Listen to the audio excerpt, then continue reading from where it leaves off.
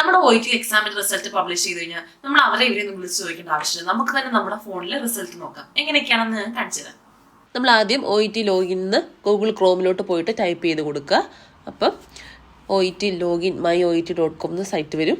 അതിൽ ക്ലിക്ക് ചെയ്യുക. ക്ലിക്ക് ചെയ്ത് കഴിഞ്ഞാൽ നമുക്കിങ്ങനെ ഒരു പേജ് ആയിരിക്കും ഓപ്പണായി വരുന്നത്. അവിടെ കാൻഡിഡേറ്റ് പോർട്ടൽ ലോഗിൻ, അവിടെ നമ്മുടെ യൂസർ നെയിമും പാസ്വേഡും ടൈപ്പ് ചെയ്ത് കൊടുക്കുക. ഈ യൂസർ നെയിമും പാസ്വേഡും നമ്മൾ എക്സാം ബുക്ക് ചെയ്യുമ്പം ചെയ്യുന്നതാണ്.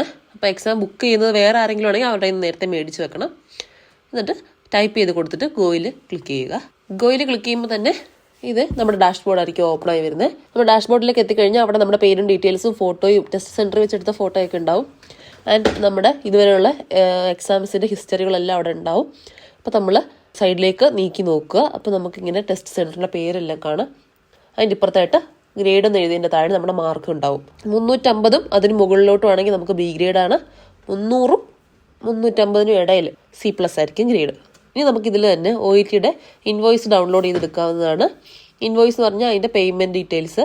ഇപ്പോൾ നമുക്ക് റീഫണ്ടിനൊക്കെ ട്രസ്റ്റിൽ കൊടുക്കണമെങ്കിൽ അത് വേണം. അപ്പോൾ നമ്മൾ ആ ഡിസ്പ്ലേ ഇൻവോയ്സിൽ ക്ലിക്ക് ചെയ്ത് കഴിഞ്ഞാൽ നമ്മുടെ OET റിസൾട്ടിൻ്റെ പേയ്മെൻറ്റും ഡീറ്റെയിൽസും എല്ലാം കൂടെ ഇങ്ങനെ ഡൗൺലോഡായി വരും. ഇനി നമുക്ക് ടെസ്റ്റ് റിസൾട്ട് മാത്രമായിട്ട് സ്കോർ കാർഡായിട്ട് ഡൗൺലോഡ് ചെയ്തെടുക്കാനാണെങ്കിൽ ഇതിന് മേളിൽ ഡിസ്പ്ലേ ഇൻവോയ്സിൻ്റെ സൈഡിൽ കിടക്കുന്ന താഴോട്ടുള്ള ഐക്കൺ അതിൽ ക്ലിക്ക് ചെയ്യുമ്പോൾ 2 ഓപ്ഷൻസ് വരും.